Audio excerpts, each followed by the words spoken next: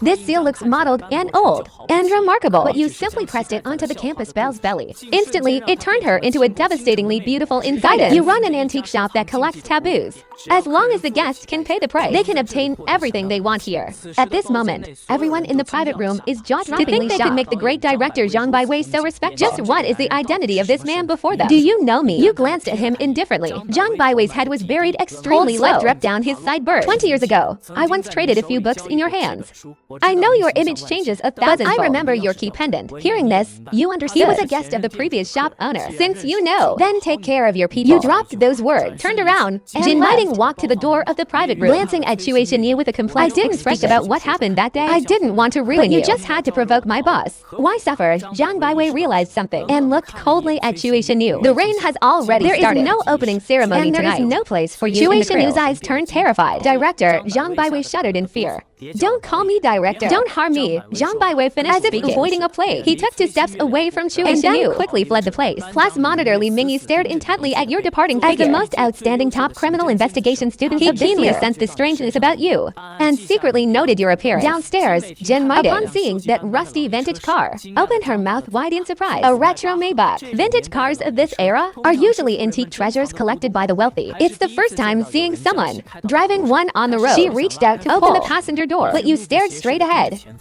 Your voice slightly cold. In the back, Jin Miting's movement froze. She wondered if this boss was a upright gentleman who stayed away from women. Understood. Boss. She was about to go to the back row, but you spoke again. I wasn't talking to you. Jin Miting's hand reaching for the back door snapped back instantly. In that moment, she felt as if the air in the back row had solidified. A bone-chilling cold seeped through the car window. Through the blurred glass, she vaguely saw 3 fuzzy figures sitting in the back seat. Her scalp tingled, and she obediently sat back in the passenger seat. Spookily, the vintage car drove extremely fast through the rain. Moreover, all the traffic lights would eerily turn green as you approached.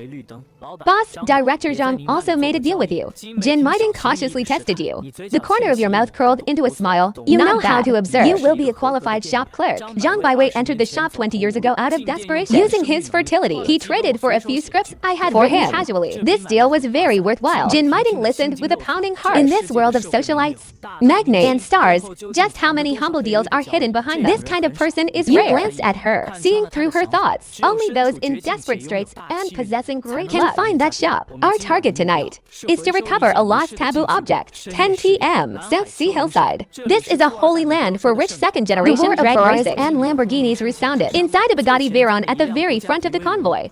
The red-haired youth, Boss Jia, was shouting into the walkie-talkie. My sister is about to die of tens of billions in assets. Will all so what if that woman forced me to study for a few more years? She won't have the life to spend it. Boss Jia, congratulations on your sisters. What I want to say is, a car is catching up from behind. A companion's panicked voice came through the walkie-talkie. Boss Jia curled his lip into state. On this mountain, is there anyone faster than my Bugatti? He looked in the rearview mirror and was completely rusty. Pain-feeling vintage car was weaving through the rain and fog like a ghost. Its speed was so fast it defied the laws of physics. To challenge me. He slammed on the gas.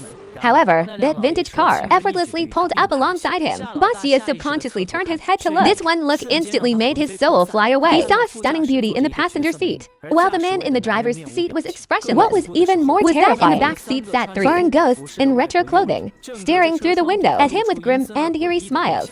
Ghosts! There are ghosts! Boss Jia screamed. The steering wheel instantly lost control. The Bugatti flipped and crashed through the guardrail. You didn't slow down. Not even glancing at the out-of-control sports car. The back seat of that haunted vintage car carried a resentment that favored souls with ill intent. Boss, was he a potential buyer? Jin Miting looked back at the shivering red-haired youth and asked, he's not worthy. You stared ahead with deep eyes. At a mansion on the hilltop, the one we are looking for is his sister. A woman in a desperate situation, yet possessing massive social energy. This kind of member is the talent our taboo society needs. Crossing the entire South Sea City normally takes 2.5 hours by bus, but your ghost-haunted vintage car only took 20 minutes. This wasn't the limit, just that you knew taboo objects cannot be overexploited. Otherwise, once its ferocity revived, even you would find it troublesome. The car stopped at a lonely courtyard in the northern suburbs. The surrounding 10 miles were uninhabited. In this cold, rainy night, the open gate was strewn with white paper money. In the center of the main hall sat a black lacquer coffin. In front of the mourning hall, there was only one thin figure dressed in mourning. His name is Yang Xiao. His father, Yang Yaozu, was once the Ghost Lord, feared by both the underworld and rumor has it that the Ghost Lord possessed anyone who opposed him would die bizarrely from various accidents, drowning in a bathtub, falling from a building, sudden cardiac arrest. But now the Ghost Lord is dead. Former friends and enemies have all vanished. Only Yang Xiao remained to guard this cold coffin. You entered the mourning hall with Jin miting. The tapping sound of heels on the stone slabs was particularly piercing in this dead night. Yang Xiao raised a haggard face, a glimmer of hope igniting in his eyes. He thought someone had finally come to offer condolences. You didn't speak immediately. Instead, you walked to the altar, took 3 incense sticks in the customs of the South Sea. If the incense goes out, the deceased will not find peace. You inserted the incense firmly into the burner and bowed slightly. You were cold-natured by heart, yet you maintained an almost rigid tenderness regarding these ancient etiquettes. Is the guest a friend of my late father? Yang Xiao stood up to bow in return. His voice shrill and unpleasant. You faintly uttered 2 words. In a sense, Yang Xiao was stunned for a moment. Then, as if understanding something, a sense of relief appeared in his eyes. He took out a black wooden box from under a nearby offering table and respectfully handed it to you. My father left instructions before his death. If someone comes to collect the debt, return this thing to them. He said that by relying on this treasure, he lived a very comfortable life. You took the box and opened it. Inside lay a withered straw doll.